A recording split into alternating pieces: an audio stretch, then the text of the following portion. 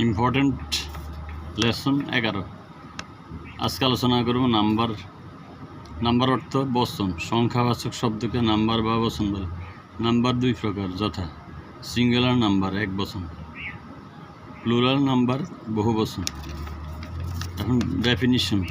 Singular number এক বচন যে সকল ওয়ার্ড বা শব্দ দ্বারা যদি একটি মাত্র প্রাণী, ব্যক্তি বা বস্তুর সংখ্যা বোঝায় তাকে সিঙ্গুলার নাম্বার বা এক বচন বলে।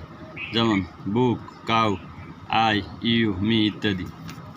প্লুরাল নাম্বার বহু বচন যে সকল ওয়ার্ড বা শব্দ দ্বারা যদি এক বা একাধিক ব্যক্তি, প্রাণী বা বস্তুর সংখ্যা বোঝায় তাকে প্লুরাল নাম্বার বা বহু বচন বলে। যেমন বুকস, কাউ, কাউজ, উই, দে ইত্যাদি। হ্যালো ভিউয়ার্স, গ্রামার শিখতে হলে এবং ইংলিশ শিখতে হলে আজকের টপিকস খুবই গুরুত্বপূর্ণ। অবশ্যই আপনারা ভালো করে গুরুত্ব সহকারে বারে ভিডিওটি দেখে পড়বেন এবং মুখস্থ করবেন। ধন্যবাদ।